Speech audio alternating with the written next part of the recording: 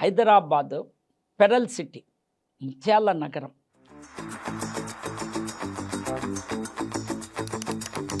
నేను కూడా విన్నానండి, లేక్ సిటీ అనేవాళ్ళండి హైదరాబాద్ని. అంటే వేల కొద్ది lakes, lake view apartments, lake view villas అని చెప్పి సేల్ చేయడం కూడా చాలా ఎక్కువ ఉండేది. కానీ ఇప్పుడు ఆ లేక్ అనగానే తెలియకుండా ఒక చిన్న భయం అన్నది అందరికీ వచ్చేస్తుంది. హైదరాబాదుకు 400 సంవత్సరాల చరిత్ర ఉందండి.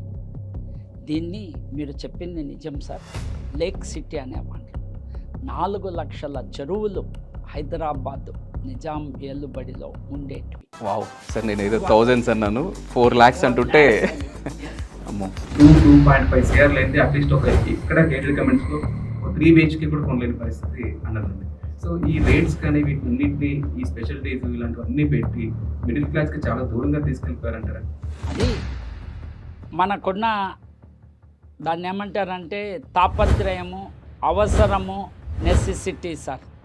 ఎందుకు అంటే మీకు కోకాపేటలో గవర్నమెంటే కావాలని చెప్పి భూములను ఆక్షన్ వేసి 10 లక్షలు 20 లక్షలు ఉన్న ఎకరా భూమిని 100 కోట్లకు అమ్మింది.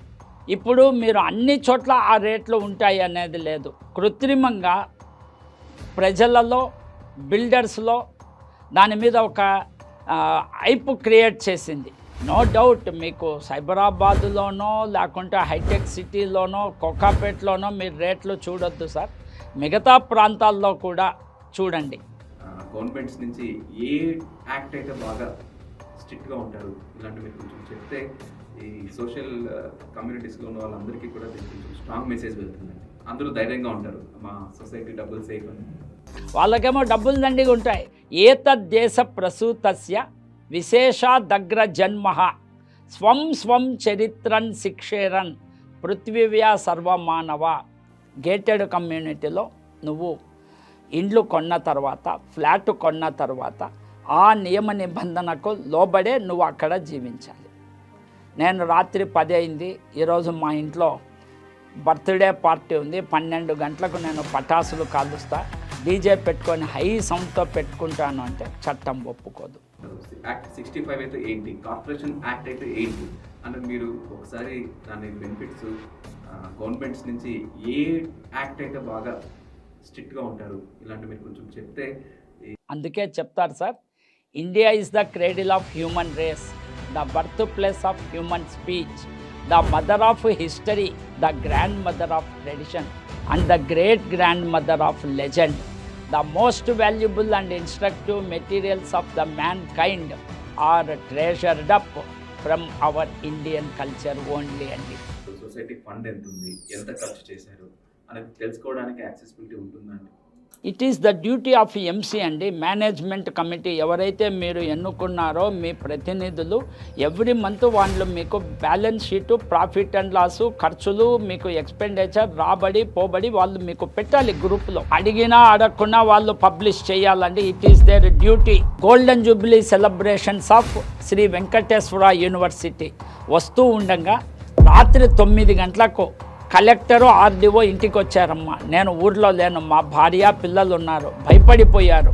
మాకు ప్రెసిడెంట్ సెక్రటేరియట్ నుంచి రఘునాథ్ అంట మీ కుమారుడు ప్రెసిడెంట్ ఆఫ్ ఇండియా అపాయింట్మెంట్ ఇచ్చాడు, రేపు 12 గంటలకు మీరు రండి, వచ్చి ఆయన్ను కలవండి అనేటప్పటికీ సంతోషపడి, అప్పుడు నేను ఎక్కడనో క్యాంపులో ఉన్నానమ్మా అనంతపూర్, రాత్రికి రాత్రి వచ్చి మరుసటి రోజు ఆయనకు వెళ్ళితే అప్పుడు ఉన్న గవర్నర్ సుర్జిత్ సింగ్ బర్నాలా, తర్వాత మా ముఖ్యమంత్రి చంద్రబాబు నాయుడు గారు, అబ్దుల్ కలాం గారు 30 నిమిషాలు మా పిల్లలతో ముచ్చటించారమ్మా.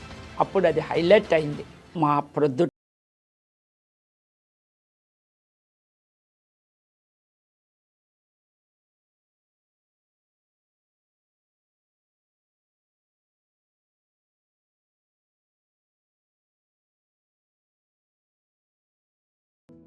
రెండు 2009లో హైదరాబాదులో మాదాపూర్ ఏరియాలో నేను ఉద్యోగం చేస్తూ ఉన్నా. ఒక అమ్మాయి పేపర్లు ఏరుకుంటూ ఉండింది, వసుంధరమ్మ అని ఉన్నారమ్మ, నచికేత తపోవన్ ఆర్ఫనేజ్ స్కూల్ అది. ఆమె దగ్గర పోయి చేర్చిన తర్వాత ఆ అమ్మాయి 4 సంవత్సరాల్లో 10th పాస్ అయిందమ్మా. అయిపోయినాక ఏమైంది, అమ్మాయికి ఇంజనీరింగ్ చదవాలా అని ఉంది, వాళ్ళదేమో తమిళనాడు, ఆమెమో చెప్పే క్యాస్ట్ చూస్తే మంది ఇక్కడ వెనుకబడిన తరగతి ఉంది, నువ్వు పోయి ఆ సర్టిఫికెట్ తెచ్చిస్తే ఆ అమ్మాయికి సీట్ వస్తుంది అని. సో నేనేం చేశానంటే తమిళనాడు వాళ్ళ బంధువుల దగ్గరికి పోతే వాన్లో సర్టిఫికెట్ ఇచ్చారు, ఏమి అది బెస్తా వాన్లో అని. అది అక్కడేమో బీసీ, మన తెలుగు స్టేట్స్లో అది ఎస్సీ కిందికి వస్తుంది. ఆర్తికి ఆలోచన పదును పెడితే, వివేకానికి విఘ్నత తోడైతే మూర్తి భవించిన వ్యక్తిత్వాలే మన భారతీయ స్త్రీలమ్మ, తల్లులు. సృష్టిలో జరుగు ప్రతి మహత్కార్యానికి ప్రారంభంలో ఒక స్త్రీ హస్తం ఉంటుంది అంటాడు అమెరికన్ రచయిత లామర్టైన్. ఇది అక్షరాల నిజమమ్మ. ఈరోజు సమాజాన్ని పట్టి పీడిస్తూ ఉన్న ఒకే ఒక రుగ్మత డ్రగ్స్ అమ్మ. రేపొద్దున ఇండియాకు కూడా అదే పరిస్థితి రాబోతూ ఉందమ్మ. ఆల్రెడీ ఈరోజు హైదరాబాదులో ఉన్న యువత విద్యార్థులు 20-25% డ్రగ్స్కు అలవాటు పడి ఉన్నారు. ఇది ఇప్పటికే గనక అవేర్నెస్ తేలేకపోతే ఇంటికి ఒకడు డ్రగ్స్ అబ్యూస్ వాడు ఉండి దాని యొక్క బాధపడే స్టేజ్ రాబోతూ ఉందమ్మా. Welcome to the very first episode of Pulse Talk podcast, where voice unlocked, story untold. I am your host Asima Sultana, and in our panel we have Dr. Soumya and Naresh with us. Thank you, Asima. Joining me today is a distinguished guest, Dr. RSV Badrinath, who is a former government employee and has been working for 18 districts in both combined Telugu states. With him, he brings 36 years of experience in public sector and have been working for the government of Telangana.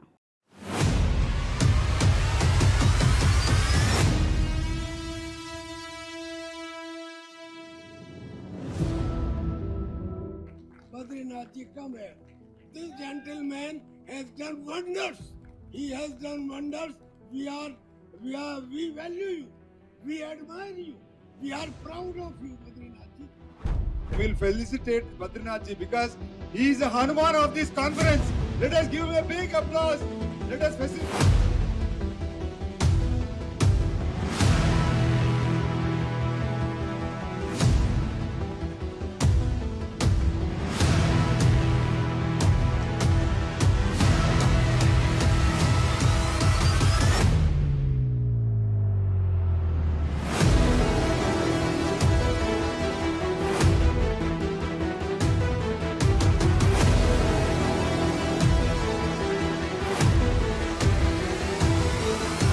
Thank you so much, Badrinath Garu, for doing everything.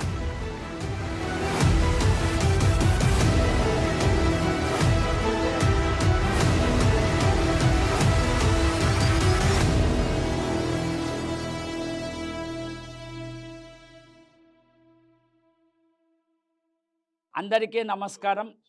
నా పేరు Badrinath, retired government employee. నేను అభివాదనశీలస్య నిత్యం వృద్ధోపసేవినం చిత్వారి తస్య వర్ధంతే ఆయుర్విద్య యశోబలం. అంటే దేహకారకుడైన తండ్రి నవమోసాలు మోసి కని పెంచి పెద్ద చేసిన తల్లి, విద్యాబుద్ధులు నేర్పించి సంఘంలో ఉన్నతునిగా తయారు చేసేందుకు సహాయపడిన గురువులను ఎప్పటికీ జీవితంలో మానవుడు మర్చిపోకూడదు అనేది ఈ యొక్క శ్లోకం అర్థమండి. ప్రపంచానికి మన ద్వారా ఏమన్నా చేయాలా అనే ఒక ఉద్దేశంతో హైదరాబాదులో ఈ కోవిడ్ సమయంలో గేటెడ్ కమ్యూనిటీస్లో ఉన్న ముసలివాండ్లకు ప్రజలకు కోవిడ్ వచ్చినప్పుడు సేవ చేయాలనే ఉద్దేశంతో వెలసిన ఈ సంస్థనే యూఫెర్వాస్, కోర్వా, తేనా, FGCC, FACRWA అంటే United federation of residential welfare associations.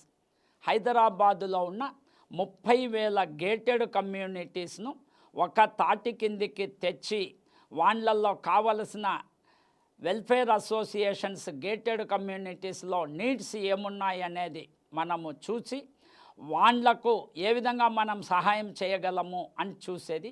ఇదే విధంగా భారతదేశంలో అన్ని రాష్ట్రాలలో ఉన్న గేటెడ్ కమ్యూనిటీస్ను ఒక తాటి మీదికి తెచ్చి దానిలో ఏర్పరిచిన సంస్థనే కోర్వా, confederation of residential welfare associations. హైదరాబాద్లో ఇంకా మనకు ఒక్కొక్క ప్రాంతానికి ఉదాహరణకు సైబరాబాద్ ఏరియాలో ఉన్న FGCC అంటే federation of gated communities Cyberabad, Tellapur neighbourhood association, అదేవిధంగా GHMCకి ఆనుకొని ఉన్న 25 నుండి 30 మున్సిపాలిటీస్కు ఒక association, federation of all colonies residential welfare associations. ఇట్లా రకరకాల మనము అసోసియేషన్స్ ద్వారా ఉమ్మడి కుటుంబ వ్యవస్థ పోయి మైక్రో ఫ్యామిలీస్ వచ్చి జీవనోపాధికి కానీ ఉపాధి, చదువు, విద్యా అవకాశాలకు ఈ సిటీస్కు వస్తూ ఉన్న ప్రజలు వాళ్ళు ఈ గేటెడ్ కమ్యూనిటీస్లో ఉన్నారు కాబట్టి ప్రజలకు సేవ చేసేందుకు వెలసిన సంస్థనే ఈ యూఫెర్వాస్ కోర్వా అమ్మ. గేటెడ్ కమ్యూనిటీస్ చూస్తే ఒక్కొక్క గేటెడ్ కమ్యూనిటీలో మల్టిపుల్ బ్లాక్స్ ఉంటున్నాయి. ఒక్కొక్క బ్లాక్ 19 ఫ్లోర్స్ 20 ఫ్లోర్స్ ఉంటున్నాయి. దగ్గర దగ్గర 2500 నుంచి 3000 ఫ్యామిలీస్ స్టే చేస్తున్నారు. ఆల్మోస్ట్ ఒక 10,000 మెంబర్స్ ఉంటున్నారు ఒక సొసైటీలో. నథింగ్ బట్ అంటే మీరు ఒక 30,000 గేటెడ్ కమ్యూనిటీస్కి మీరు క్లోజ్గా మానిటర్ చేస్తూ ఉన్నారు. అంటే ఈ 30,000 గేటెడ్ కమ్యూనిటీస్ అనేకంటే వీటిని 30,000 మినీ టౌన్స్ అని వచ్చేవి. సో ఇంత మెయింటైన్ చేస్తున్నారు, ఇన్ని కమ్యూనిటీస్ చూస్తున్నారు. సో కమ్యూనిటీస్ డెవలప్మెంట్ చాలా ఉంటుంది, చాలా సేఫ్టీ మెజర్మెంట్స్ ఎక్కువ ఉంటున్నాయి. ఈ మధ్య ఎక్కువగా పర్చేస్ చేసే వాళ్ళు కూడా చాలా ప్రియారిటీస్ అన్నది గేటెడ్ కమ్యూనిటీస్ ఇస్తున్నారు. బికాజ్ అంటే సేఫ్టీ మెజర్మెంట్స్ కావచ్చు, అన్నా కాంప్లెక్స్ అయినా, మైగేట్ అయినా అప్రూవల్ లేని ఎవరు లోపలికి రాలేరు. సో ఇంట్లో పెద్దవాళ్ళు కానీ, అడల్ట్స్ కానీ, లేడీస్ కానీ సేఫ్టీ ఫీల్ అవుతున్నారు. అక్కడే స్కూల్స్ డెవలప్ అవుతున్నాయి, హోటల్స్ వస్తున్నాయి, క్లబ్ హౌస్లు ఉంటున్నాయి, సూపర్ మార్కెట్స్ ఉంటున్నాయి. సో వాట్ నాట్ అసలు మినీ థియేటర్స్ ఉంటున్నాయి, సెలూన్స్ ఉంటున్నాయి. అసలు ఒక ఊరు ఫామ్ అయిపోతుంది. ఇంకొక చోటికి బయటకు వెళ్ళాల్సిన అవసరం లేకుండా అక్కడే ఒక మినీ టౌన్ అయిపోతుంది. బ్యాంక్స్ ఉంటున్నాయి, ATMs ఉంటున్నాయి, క్లినిక్స్ ఉంటున్నాయి. వాట్ నాట్ ఎవ్రీథింగ్ వాళ్ళ దగ్గరికి సర్వీస్ వెళ్ళేలాగా గేటెడ్ కమ్యూనిటీస్ డెవలప్ అవుతున్నాయి. వీటన్నిటిని కన్సిడర్ చేస్తూ ఉంటే రేట్స్ అన్నవి లాస్ట్ ఒక 5 years నుంచి 6 years నుంచి చూస్తే మెయిన్ ఏరియాస్లోనే ఒక 5 years back 6 years back square feet అనేది 3,500, 4,000, 5,000 వరకు వస్తుంది. ఇప్పుడు మినిమం మీరు స్క్వేర్ ఫీట్ చూసుకుంటే 10,000 క్రాస్ అయిపోతున్నాయి. మెయిన్ ప్లేసెస్లో విల్లాస్ చూసుకుంటే 20 crores 25 crores కూడా విల్లాస్ సేల్ అవుతున్నాయి. అంటే ఈ జనరల్గా ఈ అపార్ట్మెంట్స్ కానీ, గేటెడ్ కమ్యూనిటీస్ కానీ పర్పస్ రావడమే మనకి మిడిల్ క్లాస్ వాళ్ళకి అన్ని కంఫర్ట్, సేఫ్టీ మెజర్స్ అన్నీ ఉండేలాగా రావాలి. అంటే ఇప్పుడున్న రేట్స్ కానీ, అంటే ఒక 2 BHK ఒక మంచి గేటెడ్ కమ్యూనిటీ కొనాలంటే మినిమం 1.5 to 2 crores పెంచాల్సి వస్తుంది. ఇంటీరియర్ అవి కలుపుకుంటే 2.5 CR లేనిది అట్లీస్ట్ ఒక ఇక్కడ గేటెడ్ కమ్యూనిటీస్లో ఒక 3 BHK కూడా కొనలేని పరిస్థితి అన్నది ఉంది. సో ఈ రేట్స్ కానీ వీటినన్నింటినీ, ఈ స్పెషాలిటీస్ ఇలాంటివన్నీ పెట్టి మిడిల్ క్లాస్కి చాలా దూరంగా తీసుకెళ్ళిపోయారంటారా? మీకు దీని మీద ఉన్న మీకు ఒపీనియన్ ఏంటండి? అది మనకున్న దాన్ని ఏమంటారంటే తాపత్రయము, అవసరము, నెసెసిటీ సార్. ఎందుకు అంటే మీకు కోకాపేటలో గవర్నమెంటే కావాలని చెప్పి భూములను ఆక్షన్ వేసి 10 లక్షలు 20 లక్షలు ఉన్న ఎకరా భూమిని 100 కోట్లకు అమ్మింది. కృత్రిమంగా ప్రజలలో, బిల్డర్స్లో దాని మీద ఒక హైప్ క్రియేట్ చేసింది. ఇప్పుడు మీరు అన్ని చోట్ల ఆ రేట్లు ఉంటాయి అనేది లేదు. ఇప్పుడు అందుకే ప్రస్తుత ప్రభుత్వము సిటీని హైదరాబాదుకు 4 వైపులా రీజనల్ రింగ్ రోడ్ అని 100 కిలోమీటర్ల చుట్టుకొలత కలిగి దాన్ని విస్తీర్ణం చేస్తూ ఉంది. నో డౌట్ మీకు సైబరాబాదులోనో లేకుంటే హైటెక్ సిటీలోనో కోకాపేటలోనో మీరు రేట్లు చూడొద్దు సార్. మిగతా ప్రాంతాల్లో కూడా చూడండి, అక్కడంతా కూడా రేట్లు తక్కువ ఉన్నాయి. మామూలుగా middle class, above middle class, affordable. ఇవన్నీ ఎవరు వస్తారు? సాఫ్ట్వేర్ కంపెనీలు లేదా పెద్ద పెద్ద బిజినెస్ మ్యాగ్నెట్స్, ఇండస్ట్రీ ఓనర్సు, ఫారిన్లో ఉండి ఇక్కడికి డబ్బులు పంపించే వాళ్ళు, ఫెసిలిటీస్, కంఫర్ట్స్ వాళ్ళు ఎక్కువ కోరుకుంటూ ఉన్నారు కాబట్టి రేట్లు పెరుగుతూ ఉన్నాయి. సామాన్య మానవుడు, మిడిల్ క్లాస్ స్టిల్ అఫోర్డబుల్ రేట్స్లోనే ఉన్నాయి సార్. మీకు తెలిసినో లేదో గత సంవత్సరం నుంచి Hyderabad real estate market 20 to 30% కరెక్షన్కి వచ్చింది. అంతెందుకు సార్, మా గేటెడ్ కమ్యూనిటీలో 11-12 వేలు SFT అమ్మేది ఈరోజు 7,000కు వచ్చింది. కాబట్టి మంచి ఉంది, చెడ్డ ఉంది అండి.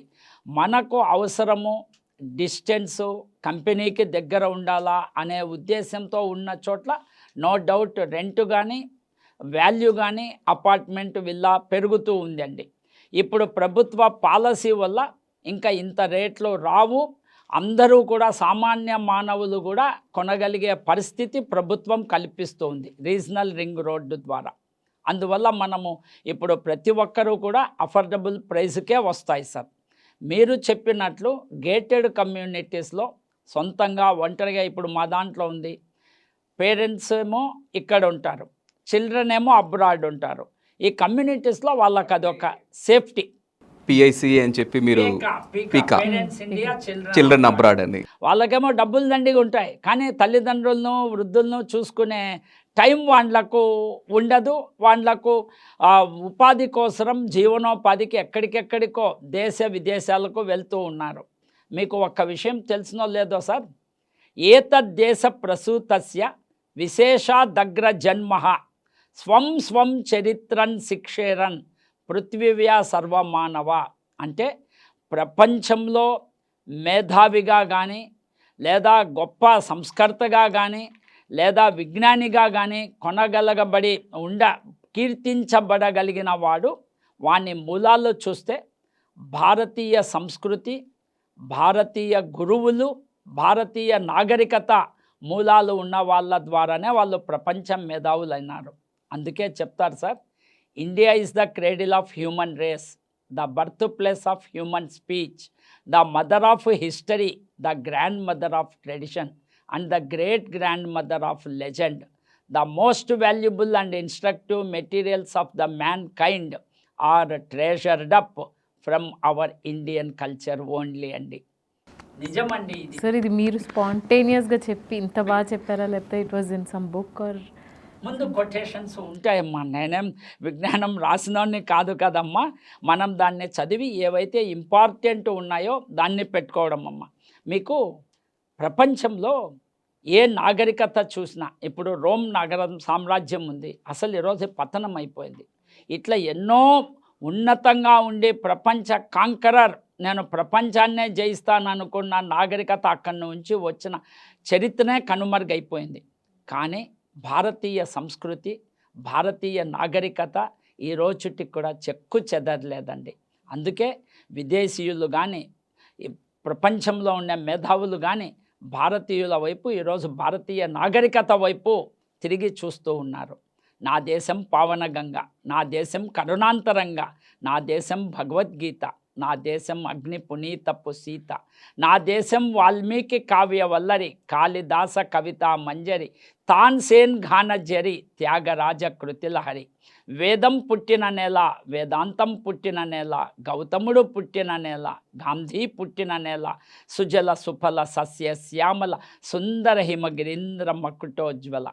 చెప్పన్న రాజ్యాలను ప్రసరించిన దేశం, సీతాద్రి మొదలుకొని సేతువు వరకు శ్రీలు పొంగించిన దేశం, ఉపవాసాలు సాధించిన దేశం, ఉపనిషత్తులు బోధించిన దేశం, 4 వేదములకు పుట్టిన దేశం నా భారతదేశం అండి. మన యొక్క కల్చర్, మన యొక్క నాగరికత ప్రపంచానికి మార్గదర్శకం అండి. ఇప్పుడు కాదండి, క్రీస్తు శకము 13వ శతాబ్దంలో తమిళ ప్రవక్త తిరువల్లువారు చెప్పినట్లు నీతి నియమాలు పాటిస్తూ నేరాలు చేయకుండా గౌరవనీయమైన పంథాలో జీవనం సాగిస్తూ వర్తక వాణిజ్య వ్యాపారాభివృద్ధితో పాటి సంఘ సేవ చేస్తూ లోక కళ్యాణాన్ని కోరుకునేవాడే భారతీయుడండి. 1 out of 7 people living in the world is an Indian. Be proud of being an Indian. We the Indians are great అండి. చాలా బాగుందండి వినడానికి. సార్, ఒకప్పుడు చూస్తే అంటే హైదరాబాద్ అన్నది పర్ల్ సిటీ అంటారు. సో నేను కూడా విన్నానండి, లేక్ సిటీ అనేవాళ్ళండి హైదరాబాద్ని. అంటే వేల కొద్ది లేక్స్, ఎక్కడ చూసినా లేక్స్ అనేది హైదరాబాద్ చుట్టూ ఉండడం మనకి హైదరాబాద్కి ఒక ప్లస్ పాయింట్గా భావించారండి. ఎక్కడైనా కమ్యూనిటీస్ ఇలాంటివన్నీ వచ్చిన చోటు కూడా lake view apartments, lake view villas అని చెప్పి సేల్ చేయడం కూడా చాలా ఎక్కువ ఉండేది. కానీ ఇప్పుడు ఆ లేక్ అనగానే తెలియకుండా ఒక చిన్న భయం అన్నది అందరికీ వచ్చేస్తుంది. అంటే లేక్స్ కూడా చాలా వరకు ఎక్కడ కనపడట్లేదు అనుకోండి. సో ఇప్పుడు ఈ లేక్ వ్యూ కాన్సెప్ట్స్ కానీ, హైడ్రా దాన్ని కన్సిడర్ చేయడం కానీ, ఈ గేటెడ్ కమ్యూనిటీస్ వస్తున్నవి కానీ, విల్లాస్ కానీ, అపార్ట్మెంట్స్ కానీ, వాటి సేల్స్ కానీ, మీరు ఇన్ని కమ్యూనిటీస్కి మీరు మెంబర్గా ఉన్నారు, చూస్తున్నారు, అబ్జర్వ్ చేస్తున్నారు. సో ఎలాంటి కంప్లైంట్స్ మీకు వచ్చాయి? దీన్ని ఎలా కన్సిడర్ చేస్తున్నారు? దీనివల్ల ఏమైనా సేల్స్ తగ్గాయా? జాగ్రత్తలు పెరిగాయా? దీనివల్ల ప్లస్ ఏంటి, మైనస్ ఏంటి సార్? హైదరాబాదుకు 400 సంవత్సరాల చరిత్ర ఉందండి. దీన్ని మీరు చెప్పింది నిజం సార్. లేక్ సిటీ అనేవాళ్ళు 4 లక్షల చెరువులు హైదరాబాద్ నిజాం ఏలుబడిలో ఉండేటివి. వావ్ సార్, నేను ఏదో థౌజండ్స్ అన్నాను, 4 lakhs అంటుంటే అమ్మో. తర్వాత హైదరాబాద్ పెరల్ సిటీ, ముత్యాల నగరం.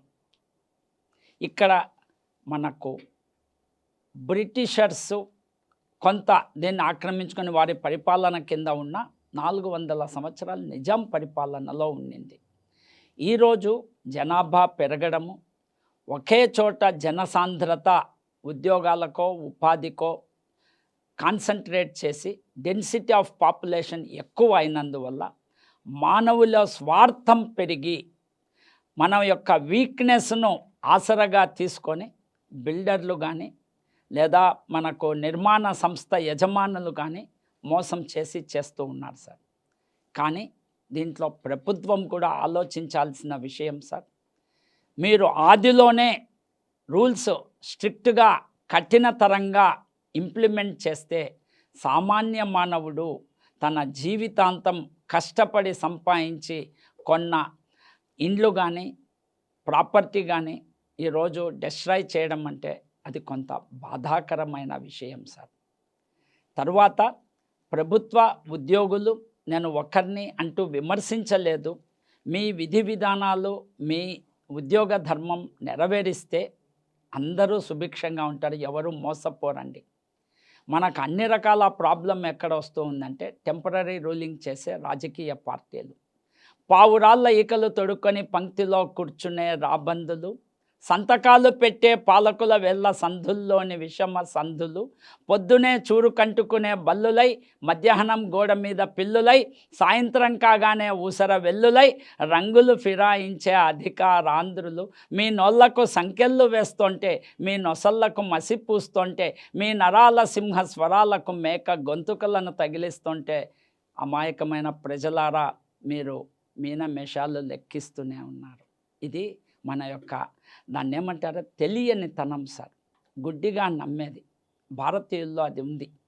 మనకు ఈర్ష, ద్వేషం, క్రోధం, క్రౌర్యం ఫనాళ్ళు సాచిన పాప జగతిలో, మానవ శవాల మంటపాలపై ప్రభువుల పతాకాలు ఎగిరే భువిలో రాతి విగ్రహం రాణిస్తుందా, పూజా మంత్రం బువ్వెడుతుందా అన్న సంశయం లేకుండా సార్ ప్రతి ఒక్కరూ పదండి ముందుకు పోదాం పోదాం పైకి అన్నట్టులా సంఘమున నైతిక దీక్షకు వహిస్తే ఇటువంటివి జరగవు సార్. అందుకే స్వామి వివేకానంద చెప్పారు సార్, మీకు తెలిసినో లేదో, మనలో మానసిక పరివర్తన మంచి గుణగణాలు కలిగి ఉంటేనే ఆ సంఘము, ఆ దేశము, ఆ ప్రాంతము అభివృద్ధి చెందుతుందని. The prosperity of our country depends not on the abundance of its revenues, not on the strength of its fortifications, not on the beauty of its public buildings, but it consists in its number of cultivated citizens, in its men and women of education, enlightenment, character, environment and మన సంస్కృతి మీద కూడా అది ఆధారపడి ఉందండి. మనకు ముందే చెప్తారండి, మనకు తీసుకున్నట్టు కంటే ఇచ్చుట గొప్ప, మానవ సేవయే మాధవ సేవ. అది మన బ్లడ్, మన రక్తంలోనే ఉందండి. మన హిందూ దేశం మనకు ఆ విధంగా ఉంది కాబట్టి మనం ఇంకా లక్షల సంవత్సరాలైనా కూడా మన నాగరికతను, మన సంస్కృతిని విదేశీ పాలనలో కానీ తురుష్కుల పాలనలో కానీ మనం మళ్ళీ లేచి నిలబడిగామండి. ఘోరీ, గజని, సికిందర్, తామర్లే ఎవడైతేనే ఒక్కొక్కడు మహాహంతకుడు. అధికార దర్పం, అత్యధిక విజ్ఞానం వినాశనానికి దారితీస్తుంది. కానీ భారతీయులలో సహనము, ఓర్పు ఉంది కాబట్టే స్టిల్ ఇంకా మనం మనుగడ చేయగలుగుతున్నాం. కష్టపడే మనస్తత్వం మనకు దేవుడిచ్చిన వరం అండి. దాంతోనే మనం ముందుకు దూసుకొని పోతూ ఉన్నాం. సార్, అంటే ఇప్పుడు మనం మోసపోతున్నాము, కానీ అలా మోసపోకుండా ఎలా మనం ఆపగలం సార్? ఇప్పుడు నాకు లేక్ వ్యూలో తీసుకోవాలని ఉంది, నాకు ఎలా తెలుస్తుంది అది బఫర్ జోన్ అని కొన్ని జోన్స్ ఉంటాయి, ఆ జోన్లో ఉంది అని కొంతవరకు తెలుసు. కొన్ని ఏరియాస్ వీళ్ళు ఏం చేస్తున్నారంటే బఫర్ జోన్లో లేదు, హైడ్రా ఇది వర్తించదు అని చెప్తారు. మనం అవి దేంట్లో చూడగలం సార్? కానీ ఇందాక మనం మాట్లాడుతున్నట్టు మనకి ఎలా తెలుస్తుంది సార్? కొనడానికి కూడా ఎలా కొన్ని రూల్స్ లేకపోతే ఇవి చూసుకోవాలి అంటే మీరు ఇవన్నీ చెప్పారు కదండి సార్, సెట్ ఆఫ్ రూల్స్ ఉంటాయమ్మా, సో అండ్ సో వెళ్ళండి, లేకపోతే ఈ వెరిఫై చేయండి ల్యాండ్ ఏరియా సర్వే నంబర్స్.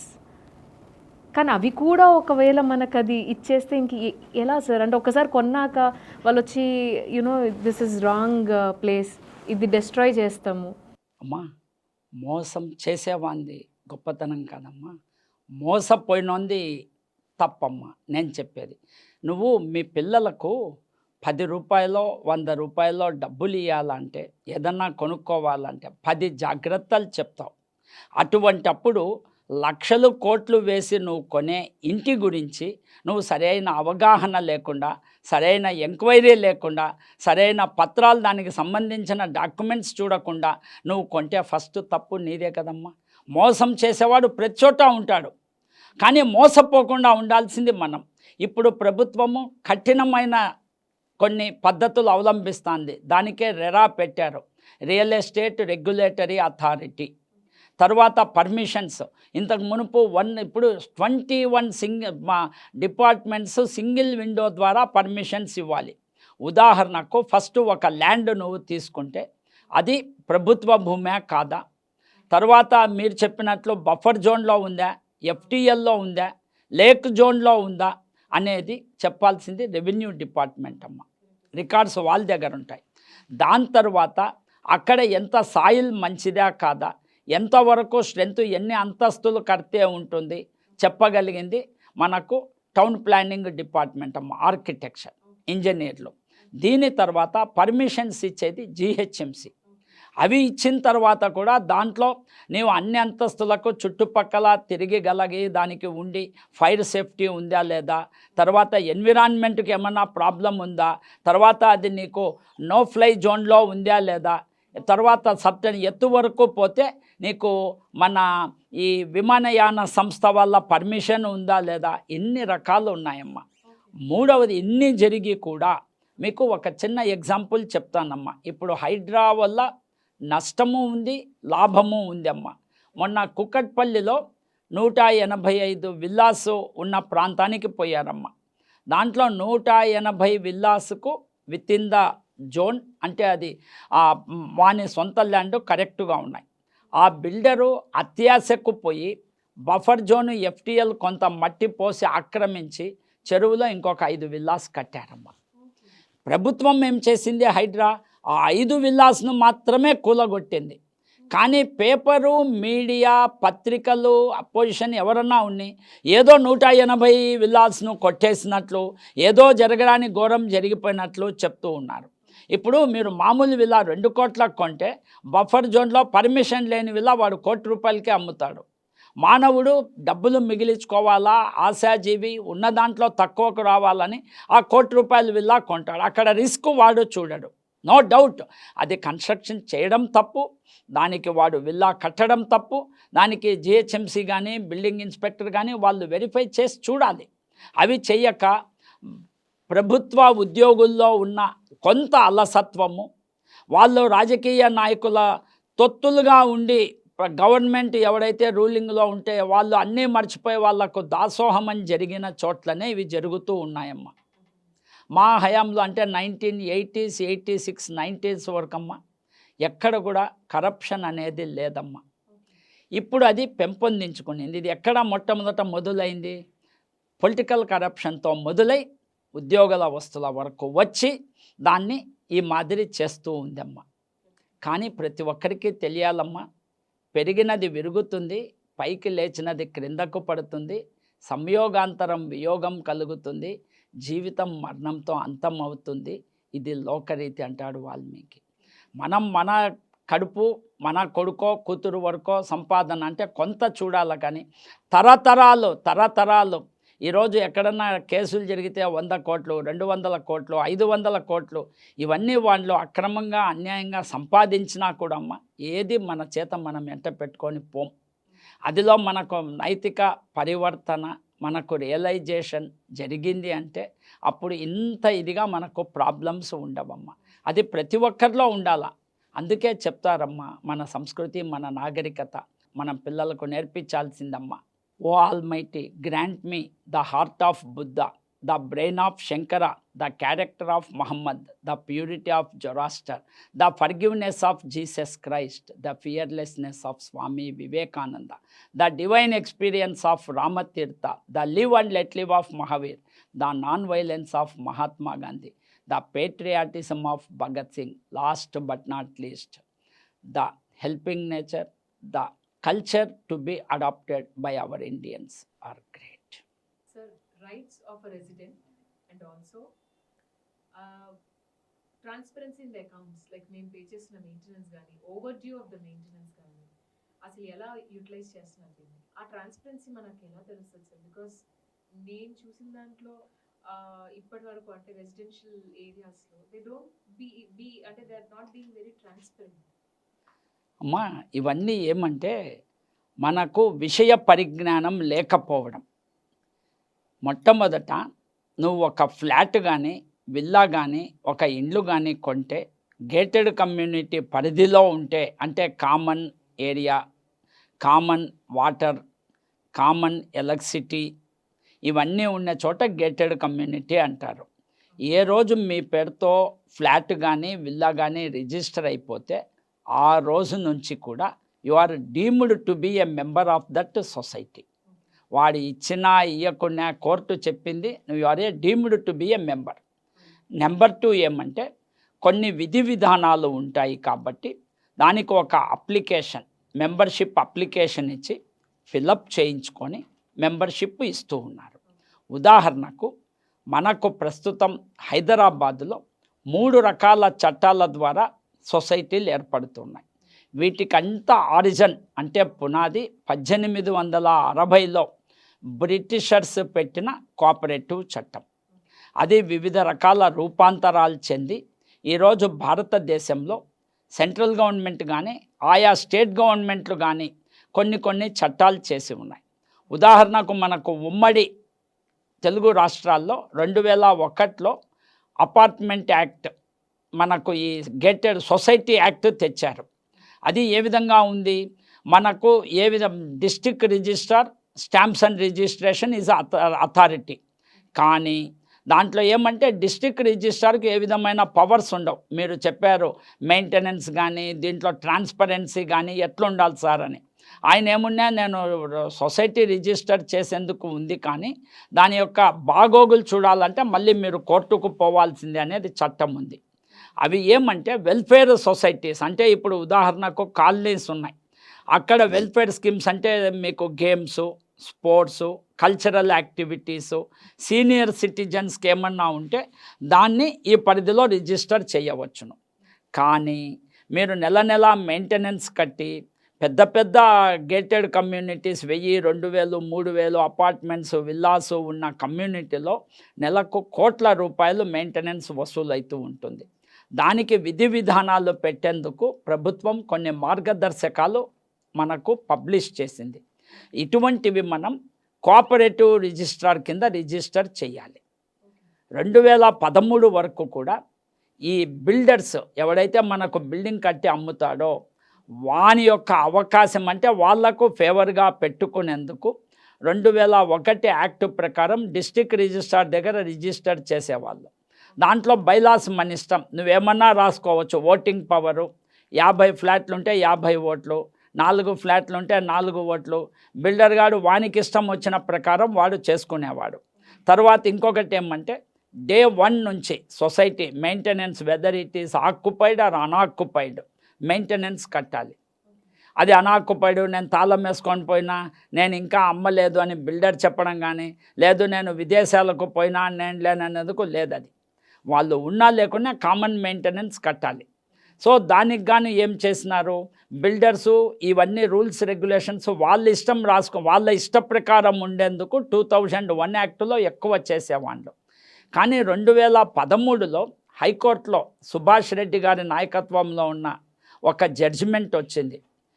మీకు వెల్ఫేర్ స్కీమ్స్ అంటే మీకు హెల్త్ కానీ, గేమ్స్ కానీ, స్పోర్ట్స్ కానీ, కల్చరల్ యాక్టివిటీస్ కానీ ఏమన్నా నడుపుతూ పబ్లిక్ బయటి వాళ్ళు లోపలికి వస్తే ఆ చట్టం కింద మీరు సొసైటీ రిజిస్టర్ చేయవచ్చు. కానీ మెయింటెనెన్స్ ఉండేది మీరు కోఆపరేటివ్ చట్టం ద్వారానే చేయాలి అని. దానికి ఎందుకంటే అకౌంటబిలిటీ ఉంటుంది. డిస్ట్రిక్ట్ రిజిస్ట్రార్కు ఎవ్రీ ఇయర్ మనం finance statement, balance sheet, profit and loss accounts submit చేయాలి. అది ఒక కరెక్ట్గా మనం చేయవలసిన చట్టము. దీనికి ఏం చేసి 64 and 95. 64 యాక్ట్ ఏమైంది? ఉమ్మడి తెలుగు రాష్ట్రాల్లో ఉన్నది. మన తెలంగాణ రాష్ట్రం ఏర్పడిన తర్వాత అప్పటి ప్రభుత్వము దాంట్లో కొన్ని మార్పులు చేర్పులు చేసి 2014లో ఒక కొత్త యాక్ట్ తెచ్చింది. కానీ దాని మీద ఒక వ్యక్తి హైకోర్టుకు పోయి స్టే తెచ్చాడు, ఇది చెల్లదు అని. సో హైకోర్టు స్టే ఇచ్చింది. ఇంతవరకు ప్రభుత్వం దాని మీద కౌంటర్ వేయలేదు, కనీసం దాన్ని ఆ స్టే వెకేట్ చేయించేందుకు. సో అది కంటిన్యూ అవుతుంది. కాబట్టి 1964 యాక్ట్ మనము 2014 దాని ప్రకారం రిజిస్టర్ చేయలేము. సో మనము తెలుగు రాష్ట్రాల్లో ఉన్న ఉమ్మడి 1995 మ్యాక్ యాక్ట్ అంటారు, అంటే mutually aided cooperative societies act, దాని కింద రిజిస్టర్ చేస్తూ ఉన్నారు. దీంట్లో కొన్ని నిబంధనలు చాలా కఠినతరంగా ఉంటాయి. ఒకటి, మెంబర్షిప్ తీసుకోవాలి. దానికి మనకు షేర్ వాల్యూ అని ఇస్తారు. అది 100 రూపాయలు ఉండొచ్చు, 1000 రూపాయలు ఉండొచ్చు. వాళ్ళ యొక్క శక్తిని బట్టి, మెంబర్స్ డెసిషన్ను బట్టి షేర్ వాల్యూ ఇస్తూ మెంబర్షిప్ ఇస్తారు. ఇచ్చిన తర్వాత వాళ్లకు 2 సంవత్సరాల వరకు కొన్ని చట్టాలు ఉన్నాయి. బైలాస్ రాసుకునేది కోఆపరేటివ్ చట్టం. దాంట్లో సంవత్సరమో 2 సంవత్సరాల వరకు ఓటింగ్ పవర్ ఉండదు. ఓటింగ్ ఉంటుంది, మర్చిపోయిన, పదవులు తీసుకునేందుకు ఉండదు. మనకు పదవులు తీసుకునేందుకు ఉండదు. డే 1 నుంచి ఓటింగ్ ఉంటుంది. Deemed to a member of the society, వాడు ఇచ్చినా ఇవ్వకుండా. కానీ మన విధి ఏమంటే చేరుతూనే అప్లికేషన్ ఇచ్చి ఆ సొసైటీలో మనం చేరడం. తర్వాత దీనికి కోఆపరేటివ్ వాళ్ళు కొన్ని విధి విధానాలు ఏర్పరచి మీకు బైలాస్ తయారు చేశారు. దాంట్లో ఏమన్నా అవి ఒరిజినల్గా అన్ని సొసైటీస్కు వర్తిస్తాయి. మనము ఆపరేషనల్ కన్వీనియన్స్ అంటే కొన్ని చోట్ల కొన్ని సౌలభ్యాల కోసము మనకు కొన్ని దాన్ని ఏమంటారంటే మెయింటెనెన్స్ కింద కొన్ని రూల్స్ రెగ్యులేషన్స్ మనం చేసుకోవచ్చు. దాంట్లో పెట్ పాలసీ కానీ, తర్వాత రెంటల్ యాక్ట్ కానీ, తర్వాత క్లౌడ్ కిచెన్ మనం పెట్టుకోవచ్చునా లేదా, వ్యాపారం చేయొచ్చునా లేదా, ఇవన్నీ కూడా సొసైటీ వాళ్ళు దాన్ని ఆపరేషనల్ ప్రాబ్లమ్స్ను పెట్టుకొని వాళ్ళు చేసుకోవచ్చును. దీనివల్ల ఏమంటే ఇప్పుడు మనకు హైదరాబాద్లో మీకు చెప్పేది 2001 యాక్టు పనిచేయడంలే, 1964 యాక్టు పనిచేయడంలే కోర్టు స్టే వల్ల. 95 యాక్టు పెడితే దాని మీద కొంతమంది స్టేకు పోయి ఉన్నారు. మెయిన్ గేటెడ్ కమ్యూనిటీస్లో ప్రజల మధ్య అవగాహన లేక ప్రాంతము, కులము, మతము, వర్గము ఏర్పడి వాళ్ళల్లోనే వాళ్ళు కలహించుకుంటూ ఉన్నారు. బ్రాడ్ మైండ్ ఉండడం లేదు. తర్వాత ఇప్పుడున్న చదువుకున్న వాళ్ళ ఎస్పెషల్లీ గేటెడ్ కమ్యూనిటీస్లో ఈజీఓ అంటే ఇగో అంటారు. దీనివల్ల లేని ప్రాబ్లమ్స్ వస్తున్నాయి. సుహృద్భావ వాతావరణంలో మెంబర్స్ అందరినీ కూర్చోపెట్టి విధి విధానాలు తయారు చేసి మీరు చెప్పినట్లు జనరల్ బాడీ మీటింగ్లో వాడిని అప్రూవ్ చేయించుకొని ట్రాన్స్పరెంట్ మనం గనుక ఇస్తే ప్రతి ఒక్కరు దాంతో సంతోషపడతారు, అవగాహన వస్తుంది. మనకు మనిషికి మనిషి మధ్య మనకు స్నేహం పెంపొందిస్తుంది. ఒకప్పుడు మనవి ఉమ్మడి కుటుంబాలు. ఈరోజు విద్య, ఉపాధి, వ్యాపారం, ఉద్యోగం, వైద్యం కోసము మనం పల్లెటూర్లు, టౌన్స్ నుంచి సిటీకి వస్తూ ఉన్నాం. జీవనోపాధి అంటారు. దీనితో ఏమైంది? అపార్ట్మెంట్ కల్చర్ పెరిగిపోయింది. వివిధ ప్రాంతాలు, వివిధ భాషా సంస్కృతులు ఉన్న ప్రజలు భారతదేశంలో ఒక చోట వచ్చి ఒక గేటెడ్ కమ్యూనిటీలో ఉన్నప్పుడు తప్పకుండా ప్రాబ్లమ్స్ వస్తాయి. దానికి అందుకే ప్రతి గేటెడ్ కమ్యూనిటీలో అంబుడ్స్మెన్ పెట్టి, అంటే ఒక కమిటీ ఉంటుంది. ఏ విధమైన ఇద్దరు ఓనర్స్ మధ్యనో టెనెంట్స్ మధ్యనో ప్రాబ్లం వస్తే వాళ్ళు దాన్ని సాల్వ్ చేసేందుకు, ఏది తప్పు ఏది ఒప్పు చెప్పేందుకు దానికి మనం ఏర్పరచుకోవాలి. 2, ప్రతి దానికి కూడా ప్రభుత్వము కఠినతరమైన నిబంధనలు పెట్టింది. ఉదాహరణకు గేటెడ్ కమ్యూనిటీలో నువ్వు ఇండ్లు కొన్న తర్వాత, ఫ్లాట్ కొన్న తర్వాత ఆ నియమ నిబంధనకు లోబడే నువ్వు అక్కడ జీవించాలి. నేను రాత్రి 10 అయింది, ఈరోజు మా ఇంట్లో బర్త్డే పార్టీ ఉంది, 12 గంటలకు నేను పటాసులు కాలుస్తాను, డీజే పెట్టుకొని హై సౌండ్తో పెట్టుకుంటాను అంటే చట్టం ఒప్పుకోదు. గేటెడ్ కమ్యూనిటీస్ అంటే సమూహంగా ప్రజలు జీవించే ఒక ప్రాంతంలో 45 డెసిబెల్స్ కన్నా రాత్రి సౌండ్ ఉండకూడదు. దానికి ఎక్కువైతే దానికి అతని మీద కేసు పెట్టవచ్చు. నెంబర్ 2, నేను కార్ పార్కింగ్ నాకు ఇచ్చినారు బిల్డరు, అది additional facility to the flat owner. అంతేగాని నేను దాంట్లో స్పా పెట్టుకుంటా, బ్యూటీ పార్లర్ పెట్టుకుంటా, సెలూన్ పెట్టుకుంటా, చిన్న వ్యాపారానికి పెట్టుకుంటా, లగేజీ పెట్టుకుంటా అంటే కుదరదు. ఆ కామన్ ఏరియా అందరిది. సొసైటీలో ఎంతమంది ఉన్నారో నీకు అనుభవించే హక్కు ఉంది, కానీ ఓనర్షిప్ ఇవ్వరు. ఇది రీసెంట్ సుప్రీంకోర్టు జడ్జిమెంట్ ఉంది. 2వది, బిల్డరు కామన్ ఏరియాస్ అమ్మేందుకు లేదు. కార్ పార్కింగ్ కూడా కామన్ ఏరియా. అడిషనల్ ఫెసిలిటీగా బిల్డింగ్ కొన్నప్పుడే ఇవ్వచ్చు. అంతేకాని బిల్డింగ్ ధర 2 కోట్లు, కార్ పార్కింగ్ 6 లక్షలు 7 లక్షలు అంటే బిల్డర్ మీద కేసు పెట్టవచ్చు. తప్పమ్మా, అదే తెలియక, ప్రజలకు తెలియక కొనేవాళ్ళు బిల్డర్. అవునమ్మా, సింగిల్ కార్ పార్కింగ్ అయితే 2.5 lakhs అని, డబుల్ కార్ పార్కింగ్ అయితే 5 lakhs అని ఇలా ఉంటున్నాయండి. అవునమ్మా, దానికి తెలియకమ్మా. అదే మనకు రీసెంట్ సుప్రీంకోర్టు జడ్జిమెంట్ ఉంది, అవన్నీ కూడా మీకు నేను ఇస్తాను. మనకు ప్రజలకు అవగాహన మీరు కల్పించేందుకు ఈ టీవీ చర్చా వేదిక ద్వారా వాళ్ళల్లో ఉన్న ఈ తెలియని విషయాలను మీరు తెలియజేయాలని మీకు నేను కోరుకుంటూ ఉన్నా.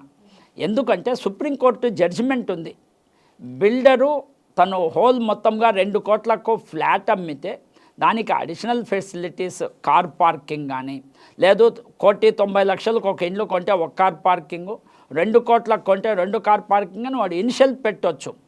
తర్వాత క్లబ్ హౌస్ పెట్టాలి మీకు, దాంట్లోనే జిమ్ము, యోగా, స్విమ్మింగ్ పూలు ఇవన్నీ కూడా వస్తాయి. కామన్ ఏరియాస్లో పిల్లలకు గేమ్స్ అండ్ స్పోర్ట్స్, అది అందరికీ హక్కు ఉంటుంది. అంతేగాని నేను కార్ పార్కింగ్కు నువ్వు ఇంత ఇవ్వాలా, క్లబ్ హౌస్లో తీసుకునేందుకు దీనికి ఇన్ని లక్షలు పే చేయాలంటే బిల్డర్ మీద మనం కేసు పెట్టవచ్చు. వాడు అమ్మేందుకు లేదు, మనం కొనేందుకు లేదు, అది తెలియాలి. నెంబర్ 1. నెంబర్ 2, కార్ పార్కింగ్లో ఇప్పుడు మనము ఈ ఎన్విరాన్మెంట్ను కాపాడేందుకు సెంట్రల్ గవర్నమెంటు మనకు ఈవీ ఛార్జింగ్ స్టేషన్స్ ఇచ్చింది. Individual house, individual power connection, individual నువ్వు విల్లా ఉండేటట్లయితే నువ్వు కార్ పార్కింగ్లో నీ ఇష్టం వచ్చినట్లు నువ్వు నీ స్థలంలో ఈవీ ఛార్జింగ్ స్టేషన్ పెట్టుకోవచ్చు.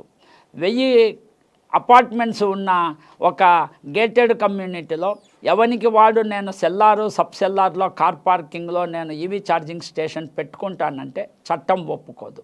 ఎందుకంటే సంబంధించిన ఇన్స్పెక్టర్ కూడా ఒక స్టేట్మెంట్ అనేది ప్రెస్ మీట్ లో రిలీజ్ చేశారు కదండి. Chief electrical inspector Hyderabad press మీట్లో చెప్పాడు, గేటెడ్ కమ్యూనిటీస్లో సమూహంగా ఉన్న చోట సబ్ సెల్లార్స్లో ఈవీ ఛార్జింగ్ స్టేషన్స్ పెట్టవద్దు. నెంబర్ 1, మీకు తెలుసు గత సంవత్సరం సికింద్రాబాద్లో మన ఎయిర్పోర్ట్ దగ్గర ఎలక్ట్రిక్ బైక్ ఒకటి స్పార్క్ వచ్చి కాలిపోయి అపార్ట్మెంట్లో 13 మంది చనిపోయారు.